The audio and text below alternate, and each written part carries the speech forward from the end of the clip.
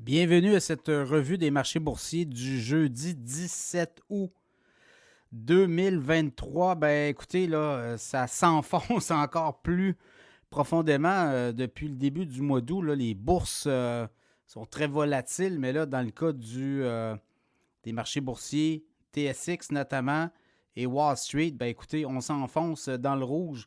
Donc c'est du rouge partout, à l'exception peut-être ben écoutez, non, c'est du rouge partout. Là. J'essaie de voir. Peut-être à l'exception du dollar, mais écoutez, le TSX baisse de 0,4 19 812. Le S&P 500, 4 370 en baisse de 0,8 Le Dow Jones en baisse de 0,8 34 474.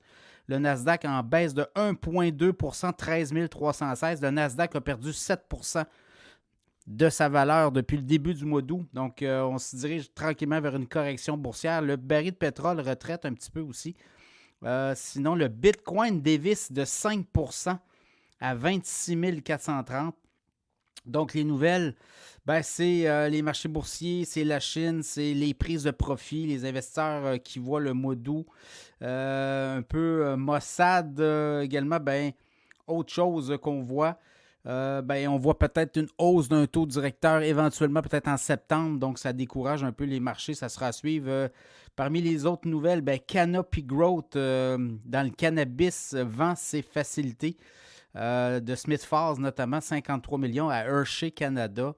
Donc c'est un peu une suite logique là, dans le cas de Canopy Growth puisque eux, on doit retrouver le chemin de la rentabilité. On doit générer des profits éventuellement.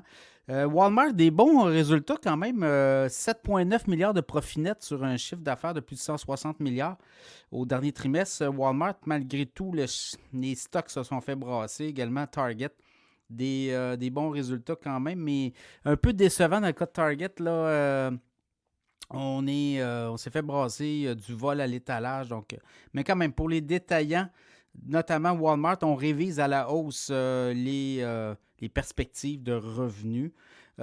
Sinon, ben, c'est à peu près ça qui fait le tour. Là. Écoutez, on est dans une impasse à la bourse. On avait eu quand même des super belles montées.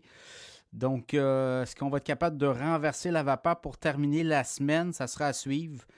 Chose certaine, là, ce qu'on voit, c'est que oui, les investisseurs prennent leur profit. Le mois d'août, hein, toujours ça, toujours très difficile pour les marchés boursiers. Et là, ça ne fait pas exception.